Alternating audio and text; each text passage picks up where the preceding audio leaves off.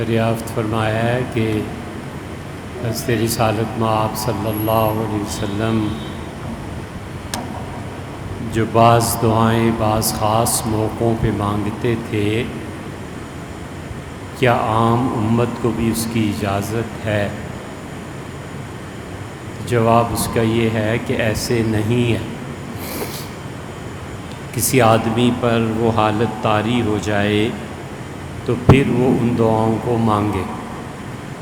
آپ نے خود ہی اس کی مثال طائف کی دی ہے۔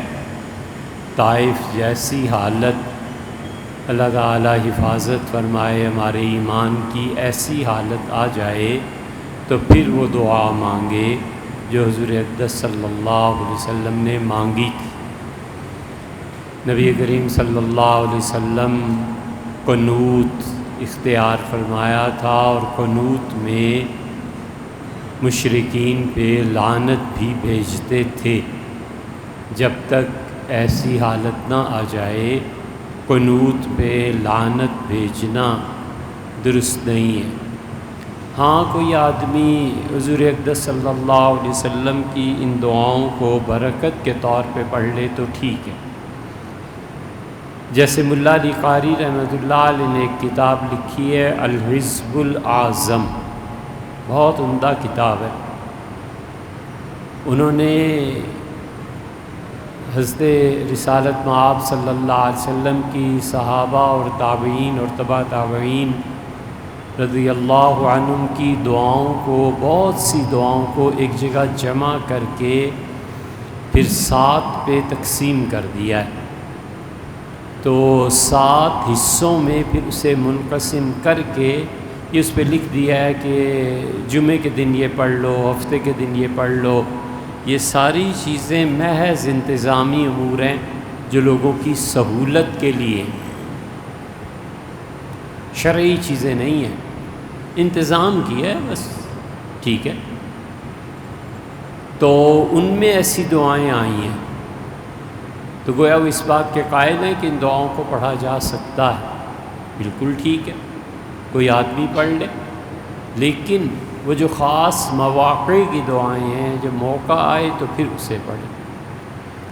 دوسری بات آپ نے تحریر فرمائی ہے جو خالص لغت سے تعلق رکھتی ہے، بلا اور ابتلا، یہ سارے الفاظ جو عربی کے ہیں ہمارے ہاں اردو میں استعمال ہوتے ہیں مصیبت کے لیے، تکلیف کے لیے، کسی چیز کے خوفناک ہونے کی حیثیت بیان کرنے کے لیے۔ ایک بلا تھی، یہ کیا بلا تھی؟ بابا وہ تو ایک بلا لگتی۔ یہ جملے ہمارے ہاں استعمال ہو، عربی میں اس کے دونوں معانی ہیں، انعام کے معنی میں بھی اور مصیبت کے معنی میں بھی۔ تو اس سے عربی میں 2 معانی ہیں۔ بہت سے الفاظ جو عربی میں کسی اور سینس میں استعمال ہوتے ہیں، اردو میں کوئی اور سینس اس کی بن جاتی ہے۔ مثلا عربی میں سیدھا سادہ لفظ ہے فتنہ، فتنہ بمعنی آزمائش۔ فتنہ اس معنی میں کہ کوئی آدمی امتحان میں پڑ جائے، اب وہ کامیاب ہو ناکام ہو، فتنہ ہے۔ اللہ تعالیٰ نے اسی معنی میں کہا ہے کہ تمہارے مال اور تمہاری اولاد، تمہاری بیویاں، یہ سب فتنہ ہے۔ فتنے کا مطلب ہے آزمائش۔ تم اپنی بیوی سے کیسا اچھا سلوک کرتے ہو یا برا، اپنی اولاد کو تربیت دیتے ہو کہ نہیں دیتے ہو، مال تمہارے لیے فتنہ ہے کہ تم اس کو کیسے خرچ کرتے ہو۔ تو یہ فتنہ بمعنی آزمائش کے، کامیاب ہوئے تو بہت اچھی چیزیں، ناکام ہوئے تو بہت بری چیزیں۔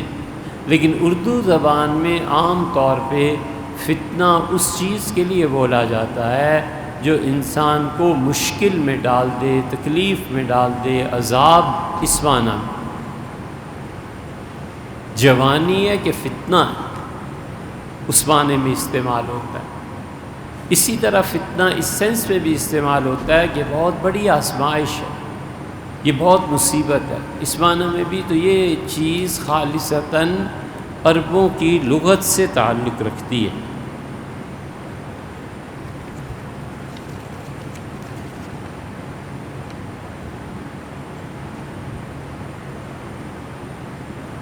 محلے کے امام صاحب نے بیان فرمایا کہ اجتماعی قربانی میں 7 حصے داروں کا عقیدہ درست ہونا ضروری ہے، بالخصوص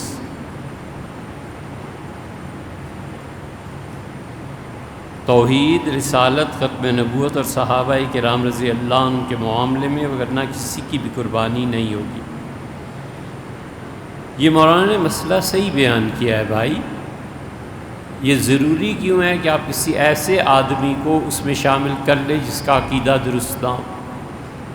بہت سے لوگ مل جائیں گے، آپ خود ہی اپنے 2 حصے بنا لیجئے اگر اللہ استطاعت دے کہ ایک حصہ میری طرف سے ہے اور ایک میرے آباء و اجداد جن کا انتقال ہو گیا، دادا دادی وغیرہ وغیرہ ان کی طرف سے، اور نانا اور نانی کی طرف سے کر لیں تو گھر میں زیادہ خوشیاں آ جائیں گی۔ تو یہ ساری چیزیں ایسی ہیں جن میں سب سے زیادہ وسعت حنفی فقہا کے ہاں پائی جاتی ہے۔ امت میں اہل حدیث حضرات کا، شوافع کا، حنابلہ کا مسلک ایک ہے۔ وہ کہتے ہیں کہ صرف وہ چیزیں جو حضور صلی اللہ علیہ وسلم نے بیان کر دی ہیں 7-8، اس میں ایصال ثواب جائز ہے۔ اور حنفیہ کہتے ہیں کہ جو بھی نیکی کا کام ہے ہر ایک میں ایصال ثواب جائز ہے۔ تو اس لیے آپ کسی اور کو تلاش کر لیجئے۔ کالج کا طالب علم اور دینی علوم حاصل کرنے کا بہت شوق ہے، اس لیے میں مدرسے میں داخلہ لینا چاہتا ہوں، والد اس کے خلاف ہیں۔ مجھے پورا یقین ہے کہ میں اس تعلیمی نظام میں کچھ نہیں کر سکتا، لیکن میں والد کی اطاعت میں مدرسے بھی نہیں جا سکتا اگر ان کو میری خدمت کی ضرورت نہیں ہو۔ آپ کے والد ٹھیک کہتے ہیں بھیا، سیدھی طرح منہ لگا کے پڑھو، ٹھیک ہے؟ بالکل نہیں کرنا چاہیے۔ فرسٹ ایئر میں پہنچ گئے ہیں، جو بھی آپ کے سبجیکٹس، اتنی محنت کریں کہ لوگوں کی انگلیاں اٹھیں کہ آدمی ایسا ہوتا ہے، محنتی ایسا ہوتا ہے۔ دینی مدارس میں آپ آئیں گے، آپ پڑھ گئے تو پڑھ گئے، نہ پڑھے تو کیا ہو گیا؟ 80 سال ہو گئے ہیں پاکستان کی آزادی کو۔ ان 80 سالوں میں سب سے زیادہ چندہ اہل حدیث حضرات کو ملا، اور یا پھر سب سے زیادہ چندہ دیوبندی مکتبہ فکر کو ملا۔ ہمیں بتائیں، ان دونوں نے اربوں روپے چندہ لے کے انٹرنیشنل لیول کے 80 علماء تیار کیے ہیں 80 سالوں میں۔ جو 47 میں پاکستان میں پیدا ہوا ہو اور اب مرنے کے قریب ہوگا، مر گیا ہوگا۔ کتنی تفسیریں لکھی ہیں دیوبند کے مکتبہ فکر میں۔ تفسیر جسے کہتے ہیں، ایک تفسیر مجھے بتاؤ جو 80 سال میں لکھی گئی ہے، اور جنہوں نے بھی لکھی ہے یہ سب دیوبند سے آئے پڑھ کے۔ اہل حدیث کا اکثر حصہ جو بنارس کا، یا سید نذیر حسین شاہ صاحب محدث دہلوی رحمۃ اللہ علیہ کے جو شاگرد تھے، جو بچے کچے تھے، وہ آئے تھے۔ باقی کس نے کام کیا ہے؟ کتنا لکھا ہے؟ خود سوچو، جا کے آج کسی سے پوچھنا کہ مفتی شفیع صاحب رحمۃ اللہ علیہ کے معارف القرآن، حضرت مفتی صاحب دارالعلوم دیوبند کے مفتی تھے۔ مولانا ادریس کاندلوی صاحب کی، وہ بھی جامعہ اشرفیہ میں تشریف لائے اور وہ بھی شاگرد تھے حضرت انور شاہ صاحب کشمیری رحمۃ اللہ علیہ۔ یہ سب لوگ ادھر کے پڑھے ہوئے تھے، اور انہوں نے آ کے قرآن کریم پہ محنت کی، حدیث پہ محنت کی، حدیث کی شروحات لکھی، معارف السنن حضرت بن نوری رحمۃ اللہ علیہ لکھی، مولانا اس میں فیصل آباد میں اللہ تعالیٰ سلامت اور خوش رکھے، انہوں نے اس کا تکملہ لکھا۔ مولانا شبیر احمد صاحب عثمانی نے فتح الملیم لکھی، دیوبند کے تھے۔ مولانا تقی عثمانی صاحب اللہ تعالیٰ سلامت رکھے، حضرت نے اس کا تکملہ لکھا خالصتاً۔ کتنے لوگ ہیں جنہوں نے تفسیر لکھی اور یہ کام کیا، اور انٹرنیشنل لیول پہ۔ وہ زبان ہی نہیں آتی جس پہ انٹرنیشنل لیول پہ بات کی جاتی ہے، 2 لفظ انگریزی کے نہیں پڑھ سکتے۔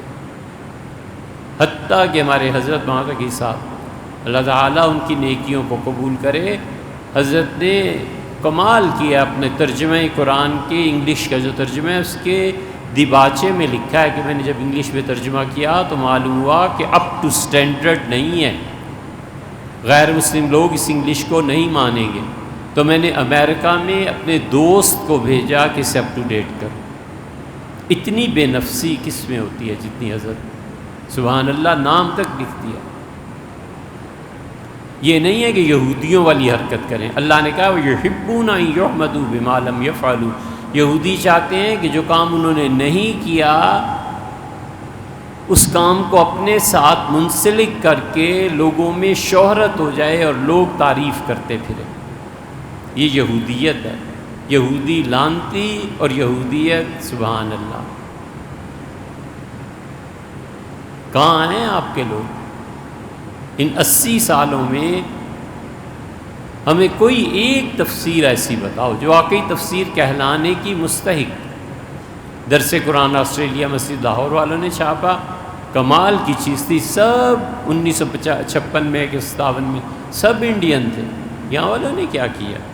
اس لیے بیٹے آپ پڑھیے، جس میدان میں ہے نا مت آئیے ادھر۔ یہ بہت سے بچے میڈیکل کو چھوڑ کے آنے لگے تھے کہ مدرسے میں پڑھیں گے، مدرسے میں پڑھیں گے، تو وفاق المدارس میں مولانا حنیف جالندری صاحب کو لکھنا پڑا پورا مضمون کہ بچوں ڈاکٹر بنو، انجینئر بنو، ہمارے مدارس میں مت آؤ، بہت ہیں بچے۔ مدرسے میں صرف وہ بچہ جاتا ہے جس کو گھر میں دال روٹی نہیں مل سکتی، جس کو باپ کھلا سکتا ہے نا، سردی گرمی کے جوتے پہنا سکتا ہے، وہ کیوں مدرسے میں بھیجے گا؟ پاگل ہو گیا۔ تو اس لیے سیدھی طرح پڑھو، یونیورسٹی جاؤ، ڈاکٹریٹ کرو، باہر کی کسی یونیورسٹی سے پڑھ کے آؤ اور اپنے ملک میں آ کر ایسی یونیورسٹیز تعمیر کرو، ہمارے بچے باہر نہ جائیں، یہ زر مبادلہ، یہ ڈالرز باہر نہ جائیں، یہاں کام کرو۔ اسی لیے اللہ کے بہت سے نیک بندے انہوں نے اپنی اولادوں کو وہیں بھیج دیا کہ بچے جاؤ اور اپنے پاؤں پہ کھڑے ہو، یہاں تو بھیک مانگنا ہے۔ کن ارکان نماز میں بھول یا غلطی پہ سجدہ سہو لازم قرار پاتا ہے؟ مزید یہ کہ دوران نماز غلطی کا ادراک ہو جائے تو تب سجدہ سہو کا کیا حکم ہے؟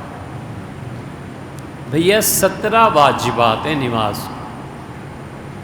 17 واجبات میں سے کوئی بھی واجب اگر جان بوجھ کے چھوڑ دے گا اکیلے میں، امام کے پیچھے نہیں، اکیلے میں، تو نماز ٹوٹ جائے گی۔ اور اگر 17 واجبات میں سے کوئی امام کے پیچھے بھول گیا، غلطی ہو گئی، نماز نہیں ٹوٹے گی، اس لیے کہ امام ابھی موجود۔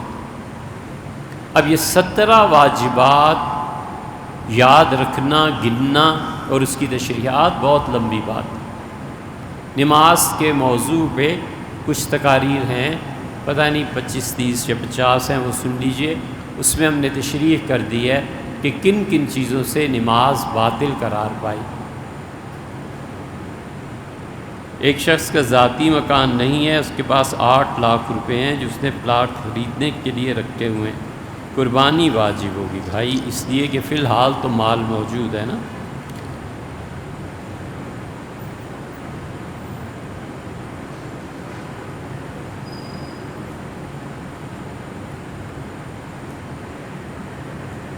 ایک آدمی قربانی کا جانور خریدتا 4000 حصہ جمع کرتا ہے، 1 لاکھ جائز ہے کیا؟ بھیا یہ سمجھ میں نہیں آیا، آپ تشریح کر دیتے تو بہت اچھا۔ معراج کے سفر میں حضور اقدس صلی اللہ علیہ وسلم افغانستان سے جب گزرے تو زمین سے نور اٹھ کے اوپر آ رہا تھا، تو حضرت رسالت مآب صلی اللہ علیہ وسلم کو بتایا گیا کہ یہ نور ان لوگوں کا ہے جو قیامت سے پہلے آئیں گے۔ سبحان اللہ، یہ بالکل بھئی انہی کا نور تھا جو حضور اقدس صلی اللہ علیہ وسلم دیکھا۔ افغانستان میں بھی ہرات سے گزرے تھے، کیونکہ صوفیاء کرام نقشبندیہ سلسلے کی قبریں وہ ہیں، یا پھر گزرے تھے ادھر سے چشت سے، یہ سارے مشائخ چشت وہیں سے تشریف لائے تھے۔ اور حضور اقدس صلی اللہ علیہ وسلم اتنے مبارک لوگوں سے گزرے تھے کہ انہوں نے 21 سال 20 سال لڑ کے اپنے دشمنوں کو شکست دے گئی، اور جب اچھی طرح شکست کھا گئے، مارے گئے، چلے گئے، تو پھر انہی کے دروازے پہ جا کے بھیک مانگنے لگے کہ حضرت کچھ پیسے دے دیں، ملک نہیں چل رہا۔ یہ غیرت مند قوم ہے، اسی کو حضور اقدس صلی اللہ علیہ وسلم نے کہا۔ عجیب بات کرتے ہو یار، حضور اقدس صلی اللہ علیہ وسلم سائبیریا سے گزرے تھے۔ سائبیریا میں جو اب لاشیں برآمد ہو رہی ہیں نا، انہوں نے بیعت کی تھی اس وقت حضرت رسالت مآب صلی اللہ علیہ وسلم کے ہاتھ پر۔ جبریل امین نے کہا تھا یہ جنت میں آپ کے گھر کے ساتھ ان کا گھر ہوگا۔ اب اردو کا محاورہ ہے، بولوں گا نہیں، لیکن وہ کہتے ہیں اگر کھانا ہی ہے نا تو پھر ہاتھی کا کھائے، زیادہ ہوتا ہے پیٹ بھرے۔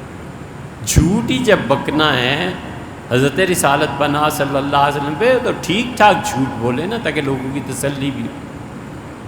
کس کتاب میں تم نے پڑھ لیا؟ لوگوں کے دل خوش کرنے کے لیے، لوگوں کا معبود بننے کے لیے، لوگوں کے ہاتھ چموانے کے لیے، لوگوں کی پرستش، لوگوں کو بے شعور کرنے کے لیے؟ کس کتاب میں پڑھ لیا تم نے کہ افغانستان سے گزرے تھے؟ لا حول ولا قوت الا باللہ۔ حضرت رسالت مآب صلی اللہ علیہ وسلم جن جگہوں سے گزرے تھے، آپ نے خود بھی تصریح فرمائی ہے، 9 مقامات آئے ہیں۔ حضور اقدس صلی اللہ علیہ وسلم کو جبریل امین نے کہا کہ انزل، آپ تشریف فرما نیچے اور صلی، آپ 2 رکعتیں پڑھی۔ حضور اقدس صلی اللہ علیہ وسلم مدینہ منورہ، آپ نے فرمایا میں دیکھتا رہا کہ بڑے کھجور کے درخت ہیں، تو میں سمجھا یہ شام ہے جہاں مجھے ہجرت کر کے، اس کا اللہ کے رسول یہاں ہجرت کر کے آپ تشریف لائیں گے۔ پھر رسول اللہ صلی اللہ علیہ وسلم ایک جگہ مجھے جبریل نے کہا یہاں تشریف فرماؤ اور 2 رکعتیں پڑھیں، تو اس نے کہا یہ حضرت شعیب علیہ السلام کی وہ جگہ ہے جہاں ان لوگوں کا کنواں تھا۔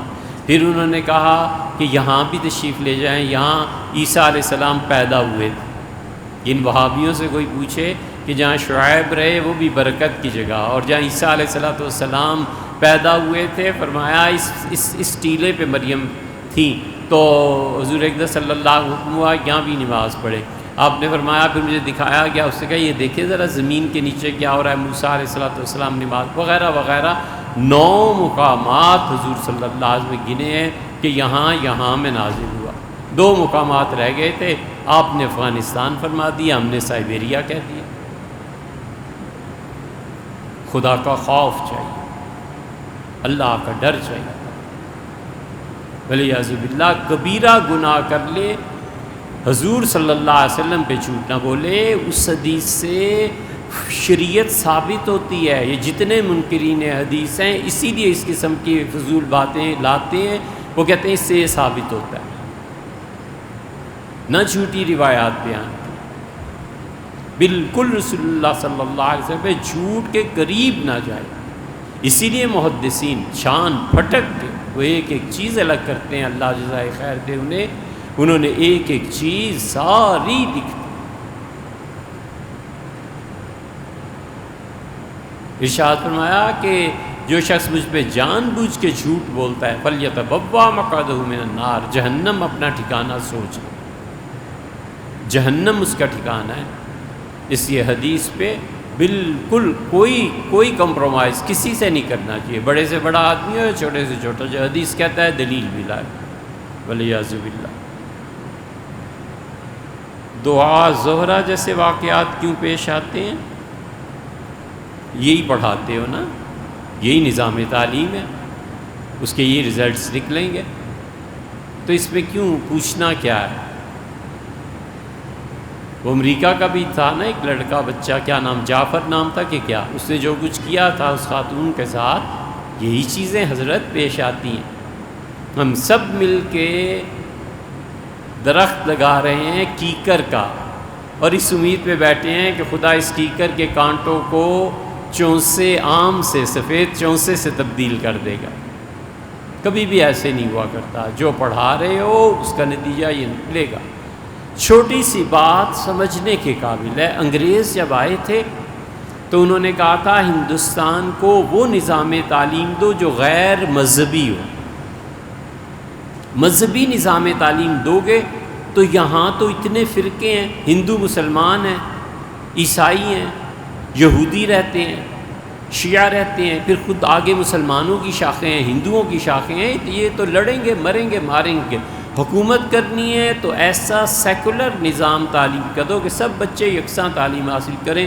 انہوں نے نیک نیتی سے اور برابر کیا تھا، اسی لیے تو ہمارے بزرگ انگریزوں سے محبت کرتے تھے۔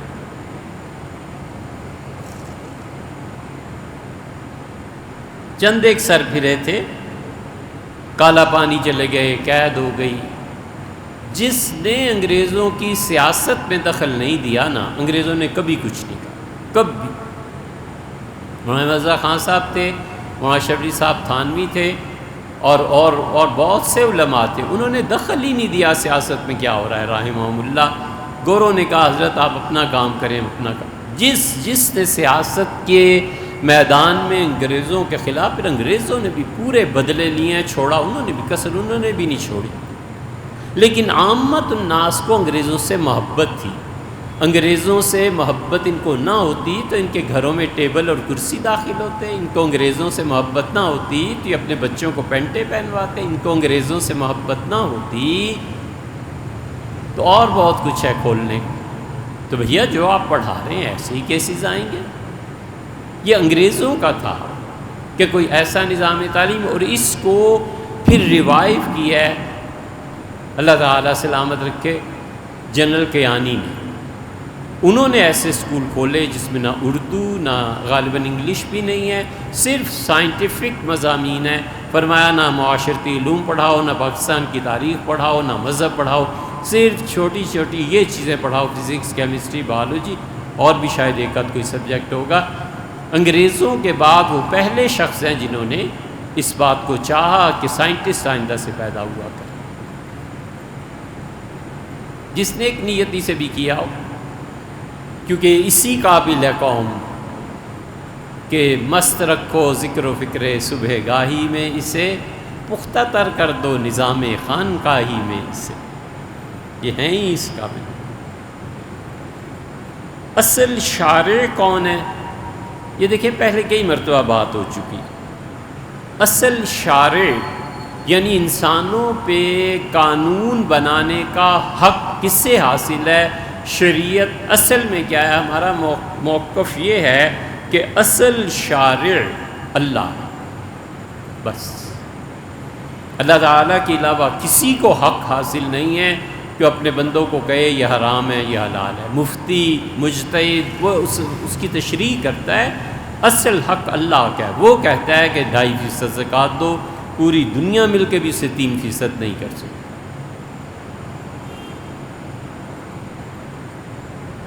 اصل شارع اللہ ہے۔ اس لیے قرآن کریم میں کہیں بھی پورا حکم بیان ہی نہیں ہوا، کسی چیز کا کوئی پورا حکم اللہ نے بیان ہی نہیں کیا۔ اللہ نے کہا چور کا ہاتھ کاٹ دو۔ اب کون پوچھے کہ حضرت ہاتھ تو عربی میں اس کو بھی کہتے ہیں جو کلائی سے کٹے، اور انگلیوں کو بھی کہتے ہیں۔ ارشاد فرمایا اتنے درے لگاؤ۔ اب درہ کیسا ہونا چاہیے؟ یہ سب تشریحات حضور صلی اللہ علیہ وسلم بتاتے ہیں، حدیث بتاتی ہے ہمیں کہ یہ ہونا چاہیے۔ اصل شارع اللہ، یہ وہ مسلک ہے جو ہمارا ہے اور اہل سنہ اس پہ قائم ہے۔ حضرت شاہ عبدالعزیز صاحب محدث دہلوی رحمۃ اللہ علیہ نے تحفہ اثنا عشریہ میں واضح طور پر لکھا ہے کہ اصل شارع اللہ ہے، اصل شارع۔ مولانا عبدالعلی صاحب مدراسی رحمہ اللہ بحر العلوم تھے۔ مسلم الثبوت ایک شرح ہے، ایک کتاب ہے جو پڑھائی جاتی ہے ہمارے درس نظامی میں، اس کی شرح ہے فواتح الرحموت۔ اس میں حضرت نے اس بات پر پوری بحث کی ہے اصول فقہ میں کہ اصل شارع وہ کہتے ہیں اللہ۔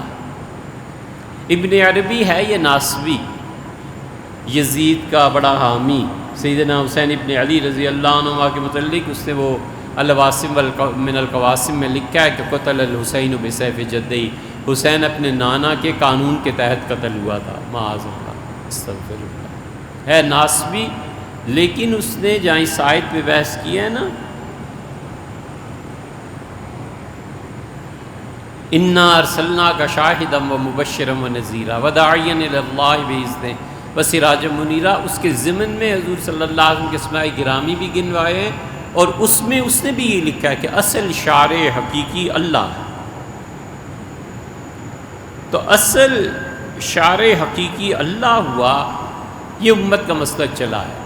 مولانا احمد رضا خان صاحب کا خیال یہ ہے فتاوی رضویہ میں کہ شارع اللہ بھی ہے اور حضور صلی اللہ علیہ وسلم بھی۔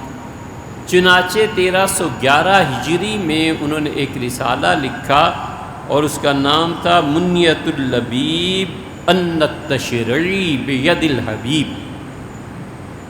منیت اللبیب، لبیب عقل مند آدمی، بہت سمجھدار، اس کی تمنا مراد حاصل اس کا ان التشریع بید الحبیب، کہ شریعت کو بنانا حضرت حبیب اللہ علیہ السلام کے ہاتھ میں ہے۔ یہ انہوں نے تحریر فرمایا ہے کہ شارع حقیقی اللہ بھی ہے اور اللہ کے رسول صلی اللہ علیہ وسلم ہیں، لیکن اہل السنہ اللہ ہی کے قائل ہیں کہ اللہ اصل ہے شارع۔ ہم نے کہیں بولا ہے شلجم اور آپ نے اس پہ سوال دریافت فرمایا، بھیا یہ عربی کا لفظ ہے، شلجم ہے جیم سے، صحیح بولا ہے، غین سے نہیں ہے، شلغم نہیں ہے، جیم سے۔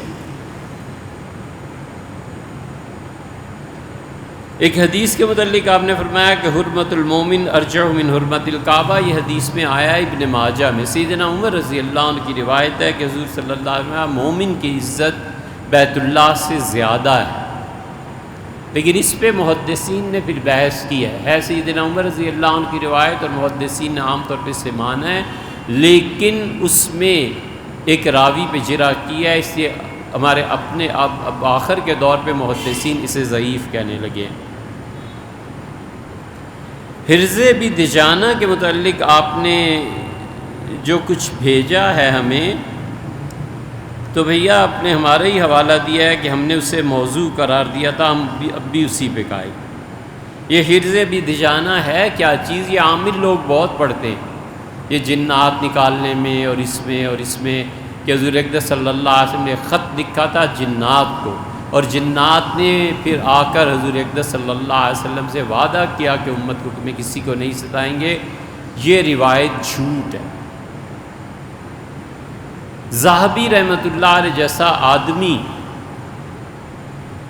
حافظ ابن حجر رحمۃ اللہ علیہ لکھا ہے، میں پہلی مرتبہ جب حج پہ گیا تو زمزم پی کے میں نے دعا مانگی، میں نے کہا اللہ مجھے حافظ ذہبی جیسا علم دے دو۔ ذہبی جیسا آدمی چاروں ائمہ میں سے کسی کے نہیں۔ ذہبی رحمۃ اللہ علیہ مالکی تھے، کمال کا علم اللہ نے، کمال کا، کتاب لکھتے تھے 50-60 جلدوں سے تو کم کوئی کتاب ہی۔ اللہ کا شکر ہے، اللہ کی توفیق سے ان کی کتاب ہے سیر اعلام النبلاء۔